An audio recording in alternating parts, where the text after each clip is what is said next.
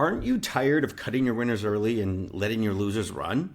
And aren't you tired of back testing over and over again, but that doesn't fix the problem? I hate to say it, and I catch so much shit for this, but back testing will not help you become profitable. I know I'm going to get a lot of people in my comments about this, but whatever. But practicing live will. And I know this because almost all of you backtest and almost all of you end up in the same place. And this is because you've been taught how to do one thing, how to make money. But that's only half the battle in trading, because you need to learn how to keep it. And this is where that live practice comes in. And this is how I would help you if I were your mentor. But first we have to understand where this action comes from. So cutting winners early and letting your losers run, it comes from how the brain responds to uncertainty. Okay, so when a trade is live, the trader is exposed to continuous feedback from the market as it moves. Now, this price movement, it creates moment-by-moment evaluation of being right or wrong. You're in profit, you're in drawdown, you're in profit, you're in drawdown. And this ongoing evaluation activates avoidance and protection mechanisms that are not present in backtesting or simulated or retrospective practice. And so early in development, the trader learns to associate this unrealized profit with vulnerability, this open trade with being vulnerable. And so as the position moves into profit, the mind treats that profit as something that can be lost. Therefore, the dominant impulse becomes preservation of that profit rather than let the market do what the market does. And so exiting early reduces exposure to uncertainty, even if it reduces expectancy. Now, losses trigger a different internal process altogether. Once a trade moves against the trader, the loss is no longer hypothetical. The brain shifts from protection to recovery.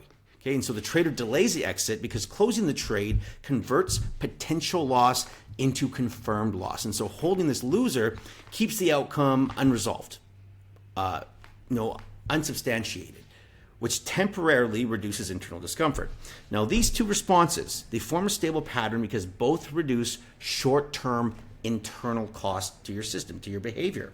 Exiting winners early ends your exposure to the risk, and holding losers delays the acceptance that it's a loss. Neither behavior is based on expectancy.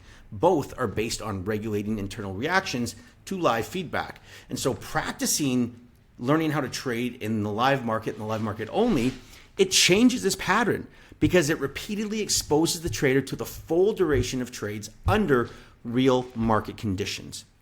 In this way, the nervous system learns through repetition, not explanation. And over time, the trader experiences that winners often fluctuate before completing, that losses resolve regardless of delay.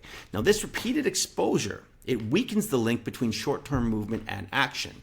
And as a mentor, my role would not be to instruct the trader to hold or exit differently. My role is to control exposure to the market so that the same execution rules are experienced repeatedly while your internal reactions rise and fall. This means you do the same thing regardless of how you feel. Now, the trader's not learning new information this way. The trader is unlearning the belief that immediate action by closing a trade or letting something run reduces your risk. And with enough live repetition, the brain stops treating that unrealized profit as fragile and vulnerable, and unrealized loss as negotiable. And so your actions will stabilize because your internal reactions lose the authority over your decision-making process. So cutting winners early and holding losers stops altogether because the system has learned through your direct experience that neither behavior improves outcomes. But until that exposure occurs, this pattern will persist. And it continues because the trader's learning environment has never required the brain to remain present through the full life cycle of trades in the real life market.